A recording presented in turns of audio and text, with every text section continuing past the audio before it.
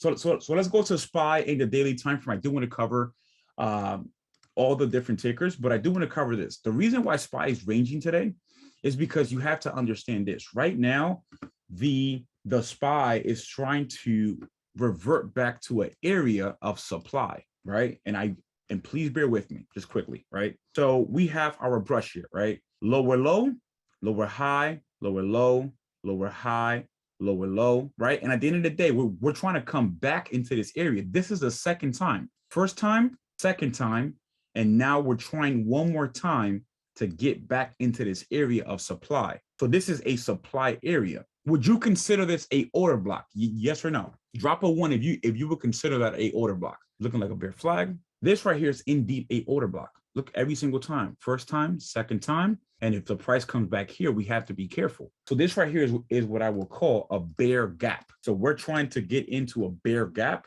A bear gap is also an area of supply. We have to be very careful the next couple of weeks. Why? Because if we cannot break above this area, you best believe that we will come right back down, right? So here are the different, do we know some of the discourse that had this hedge fund info could help all of us? Great question, Scotty. So honestly, it's illegal. It's illegal to do stuff like that. I'm telling you, because I'm well involved in these different discourse, and I'm well connected with these different people. It's illegal to have that. And honestly, only a few people call that out, right? Only few folks call that out. And even with the dark pool software, I checked the dark pool software. I checked Flow Algo. Nobody was, I'm talking about no software, no news, nothing was anticipating that move until the news actually came out and that actually happened, right? So this indeed looks like a bear flag, right? The bear flag looks something like this, and I'm just going to quickly draw it, right? We have something like this, but at the end of the day, I'm going to ask you this. If the price of SPY comes all the way up and it breaks above 393, what does that mean, right? If we come back here, if we come here, does that signify a break of structure? Angel said higher high. Great job. Great. You got it. This is how I know that people read that ebook 100%. This was the last higher high, or lower high, if you will, right? The highest. So if we get above and we close above 396 this week, that would indicate a higher high. So honestly, this week we have to close above 396. I want every single person to jot that down. Why? Because 396, that will indicate a break of structure.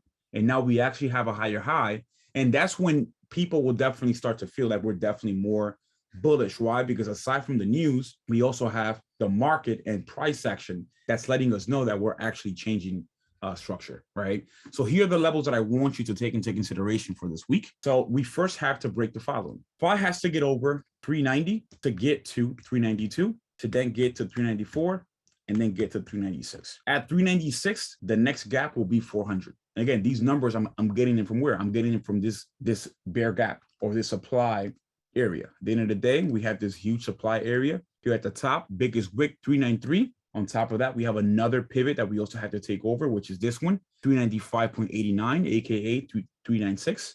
If we break above that, that will definitely put us up in a really good position to be able to head up higher, right? On the 5 minute today, how can you have traded SPY? It is tough to trade SPY on a day like today, and I'm going to tell you why. A day like today, SPY is just moving sideways, and these are the days where honestly, you do not have the ability, like, let me go ahead and just X out, to make gains, right? Because the data, the Greeks are definitely killing you.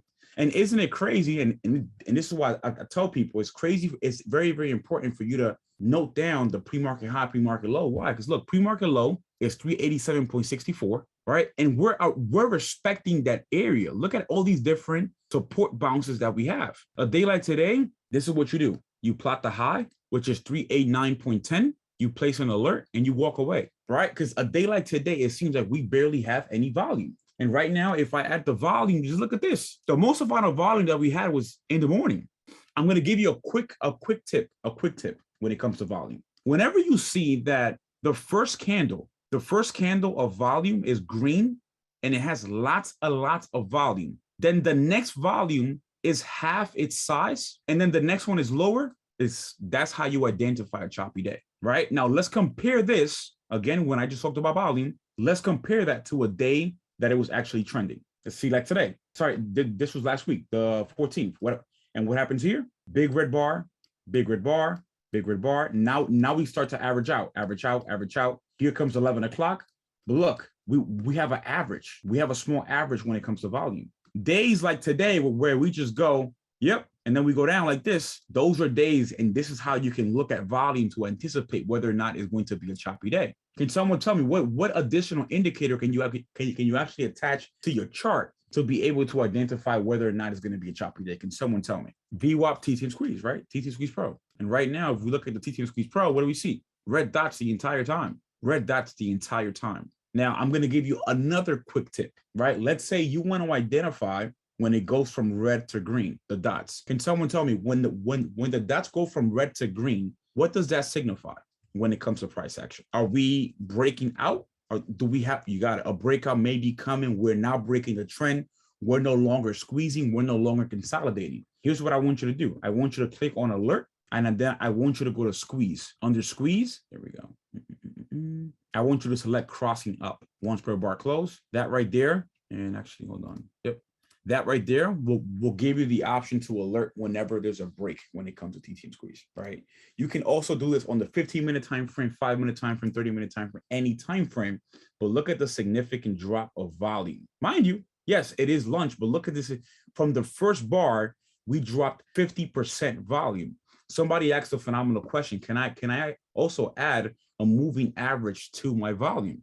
The moving average that I recommend are the following. And I know that today's more market drip is not really a class, but let me just quickly give you this, right? The moving averages that you can add to your volume are the following. The 50-day, you can also add the 21-day.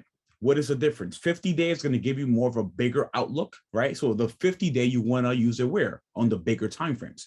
So the 50-day MA, you use it, you definitely use those on the higher timeframes. And then the 21, you will definitely use that on the lower timeframes. For example, your 5-minute, your 15, your 2, your 3-minute, your maybe even your 30-minute.